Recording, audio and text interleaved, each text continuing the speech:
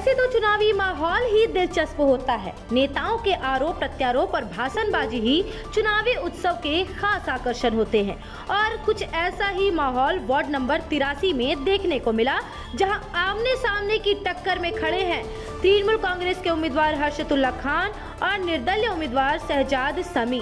बात करें अगर हर्षतुल्ला खान की, तो तृणमूल कांग्रेस ने उन्हें इस वार्ड से नए चेहरे के तौर पर उतारा है, इसलिए शुरुआत में स्थानीय टीएमसी के समर्थकों ने उनका काफी विरोध किया था। बाद में अपने विवाद निपट गए और उनके समर्थन में टीएमसी के कार्यकर्ता प्रचार में उतर गए। मोहम्मद हर्षतुल्ला के समर्थन में राज्य के कानून तथा पीडब्ल्यूडी विभाग के मंत्री मलय घटक भी जनसभा को संबोधित करने सोमवार की शाम 83 नंबर वार्ड पहुंचे। वहां उन्होंने तृणमूल कांग्रेस के कार्यालय का उद्घाटन किया और विरोधियों की आलोचना करते हुए इस वार्ड के कांग्रेस और निर्दलीय प्रार्थियों को तृणमूल का वोट काटने वाला कहा। साथ ही जनता से तृणमूल का साथ देने की अपील की। कॉर्पोरेशन का काउंसिलर सेवा करते हैं। अभी कौन बोल रहा था ना कि इतना डिग्री लेके नाली साफ करेगा, तो कॉर्पोरेशन का काउंसिलर का काम नाली साफ नहीं करता है। इधर कांग्रेस का जो उम्मीदवार है उसको पूछिएगा आप वोट में क्यों खड़े हुए, आप क्या कर सकते हैं, आपका पार्टी क्या कर सकता है।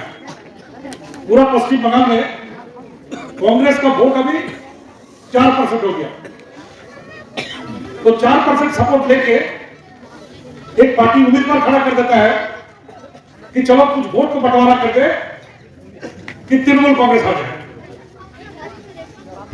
और एक उम्मीदवार खड़ा है, अभी बोल रहा था निर्दल प्रार्थी।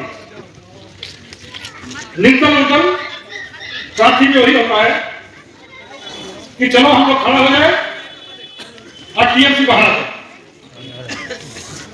लेकिन आप लोग को सोचना है कि कौन आपका काम करेगा। एक तरफ में ममता बनर्जी का सरकार 2011 में आप लोग का आशीर्वाद से ममता बनर्जी पहला बार चीफ मिनिस्टर बनी थी। 2016 में फिर से आशीर्वाद मिला, 2021 में फिर से आप लोग का आशीर्वाद मिला और ममता बनर्जी तीसरा बार के लिए चीफ मिनिस्टर बनी। हर्षतुल्ला बोल रहा था 72 स्कीम चलता है, नहीं किया था कोई डिपार्टमेंट में कोई एप्लीकेशन किया। इसके लिए सोचने का बात है। कोई हिंदू आदमी मरने के बाद शमशान में जाता है, शमशान घाट के लिए स्कीम है ममता बनर्जी का, कॉलोस्टर का वाल के लिए भी स्कीम है ममता बनर्जी का, लेकिन करने वाला नहीं। वो इंशाल्लाह हम करेंगे और मौलाना का पास जाएंगे, आटा का चेयरमैन का पास जाएंगे, कॉर्पोरेशन का मेयर साहब का पास जाएंगे, आप लोग का साथ में मिलेंगे, आप लोग का जमीनी जो आवाज है वो हम पहुंचने का काम करेंगे। ज्यादा बड़ा बात नहीं बोलेंगे। आप जनरल आप ही का घर का लड़का है, आप ही का जैसा जनरल पब्लिक है, हम कोई वस्ती नहीं है, आसमानी फरिश्ता नहीं है। ये मेरे पास 4 को 5 को और ये दरिया में है कुछ आदमी है वो पांचवी में बैठा हुआ, वो देख रहा है इधर बेनिफिट होगा तो इधर कूदेंगे, उधर पैसा होगा उधर कूदेंगे, उधर कूदी सब बंद है। एमएलए इलेक्शन में भी देखा दिया, काउंसिलर इलेक्शन में एक ही चाल चल रहा है, वो पार्टी चल रहा, वो पार्टी का मैटर है। हम जनरल पब्लिक है, आपका घर का लड़का है, आपका भाई है, आपका जमीनी जो। उधर अपने चुनाव प्रचार में व्यस्त निर्दलीय प्रार्थी शहजाद समी उर्फ शेखू लोगों से वार्ड की उन्नति के लिए सूरज छाप पर वोट देकर उन्हें विजय बनाने की अपील कर रहे हैं। उन्होंने कहा कि तृणमूल के प्रत्याशी जो यहाँ के हैं ही नहीं, उन्हें इस वार्ड के बारे में कोई जानकारी नहीं। मैंने रोड नंबर वाइज जो है ना एक लिस्ट बना लिया है कि किस रोड में क्या दिक्कत है। मुझे हर रोड का एक एक पॉइंट पता है और एक एक जगह पता है। जो कैंडिडेट टीएमसी से खड़ा किया उन्होंने, उनसे पूछिए कि कितने रोड्स हैं, उनसे ये पूछिए कितने रोड है, कितनी गली है। जो लोकल आदमी होगा वही तो समझ पाएगा, उनको तो पता ही नहीं, वो कभी आए हैं यहाँ पे। आप लोगों से पूछे यहाँ पे जो खड़े हैं, यहाँ पे जो मेरे साथ जो खड़े हैं उनसे मत पूछिए, आप घर घर जाके पूछ लीजिए कि उनको कभी देखा भी है यहाँ पे। कहाँ थे वो लोग जब पानी में डूब रहा था जगह। आसनसोल से आधे लोग आके स्टेज पे खड़े हो गए, खड़े होके खूब तालियां बजाई और बजा के चले गए। जब घर में तकलीफ होती है तो घर के लोग काम आते, बाहर के लोग कभी काम नहीं आते। आपको बता दें कि शहजाद सामी पूर्व पार्षद सह पूर्व विधायक सोहराब अली के भतीजे हैं, जिन्होंने वकालत की है और फिलहाल पीएचडी कर रहे हैं। अब ऐसे में विरोधियों की ओर से एक और तर्क सामने आ रहा है कि सत्ता दल से जुड़े होने के बाद भी सोहराब अली अपने भतीजे को नहीं संभाल पा रहे हैं और डिग्रीधारी होकर शहजाद सामी कॉर्पोरेशन का चुनाव क्यों लड़ रहे हैं। एक लड़का है, नाम लेना नहीं चाहता, 83 में तृणमूल का एडवर्टाइज कर रहा हूँ, 83 में आजाद उम्मीदवार का एडवर्टाइज कर रहा है। ये कौन सा मामला है? तृणमूल कांग्रेस किसी का बाप का जागीर नहीं है, पार्टी जिसको चाहे उसको टिकट देगा, कोई नहीं है। इसलिए शक्ल बना के मुसलमान का वोट मुसलमान का नहीं ले सकते। मुसलमान जिसको चाहेगा उसको वोट देगा। और मैं आपसे गुजारिश करना चाहता हूं, मुकाबला यहाँ ना बीजेपी से, ना कांग्रेस से, ना सीपीएम से, मुकाबला घर के विभीषण से जो घर में दूसरे के छेद कर रहा है।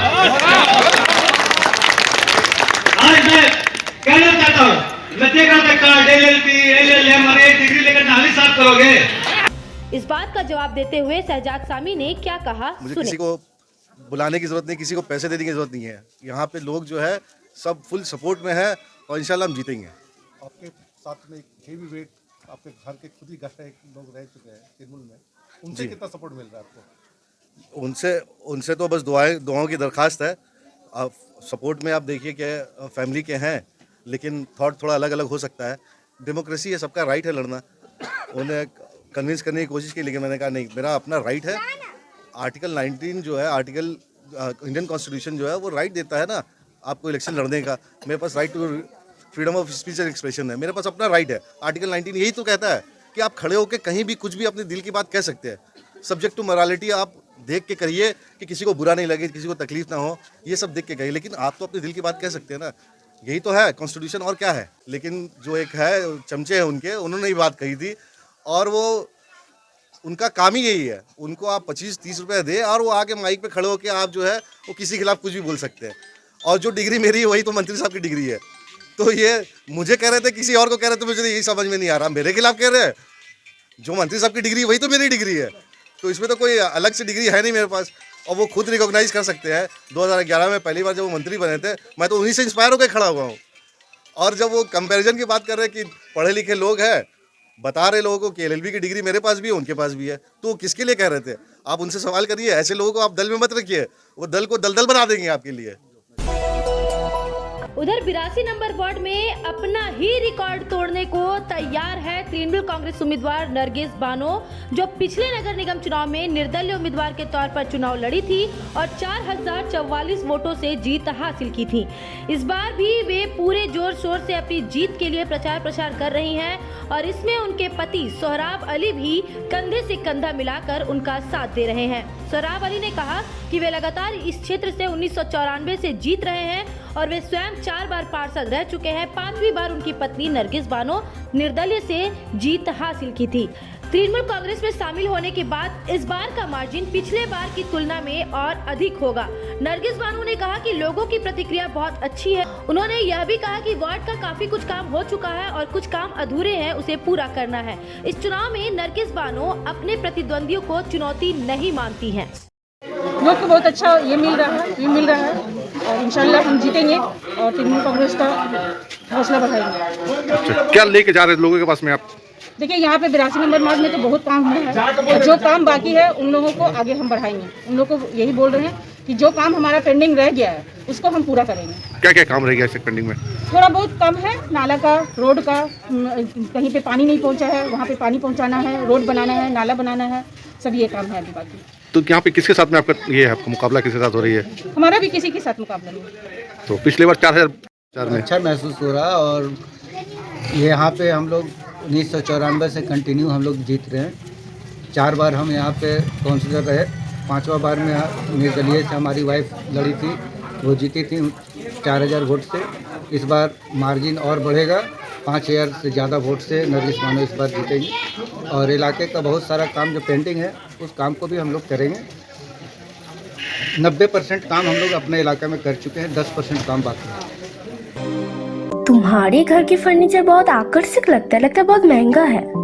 अरे नहीं, उतने महंगे नहीं, रीजनेबल रेट पर ही लिए हैं। अच्छा, आओ मैं तुम्हें अपना दीवान सेट दिखाती हूँ।